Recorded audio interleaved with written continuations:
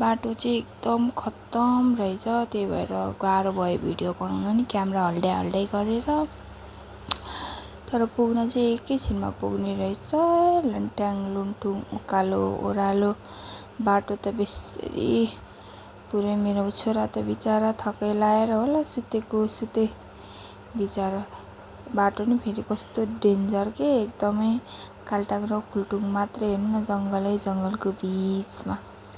तर मान्छेहरू चाहिँ एकदम धेरै टन्नै थियो बेसरी। ल त साथीहरू, हामी चाहिँ आइपुग्यो भर्खरै। अटोमा आएको, बाटो बेसरी बिग्रेको रहेछ, भिड छ यी लाइन।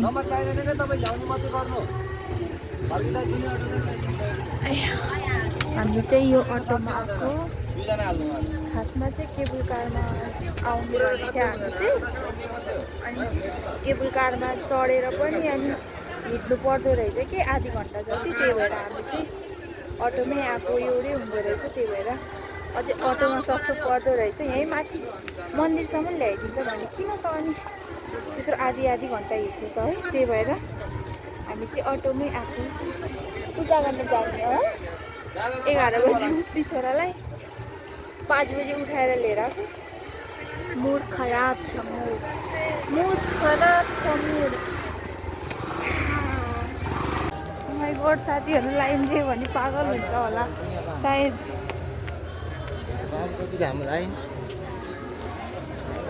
लाइनले बेहोस हुन्छ मान्छेहरू। अब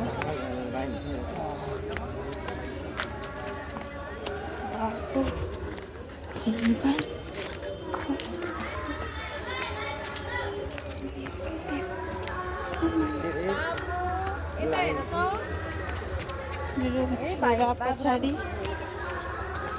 ओ माई गड, लाइन त लाइन हेर्न, लाइनले त ओहो बेलुकै हुन्छ होला। हामी त सायद घर फर्किने बेलामा त लाइन देखेर तर्सियो।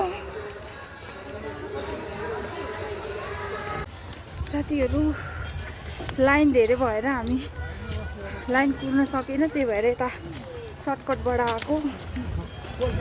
त्यसरी भिड रहेछ, हालत खराब भइसक्यो। अब हेरिरहेको छु यताबाट नि भित्रै पुग्छ अरे, तर पुग्न चाहिँ त्यो लाइन त 3-4 घन्टा पुग्नुपर्छ। कसले सक्छ यस्तो बच्चा बोकेर। त्यही भएर यत्रो टाढा आइसकेपछि अब पूजा नगरी नजाने कुरा नि भएन। बाटो छ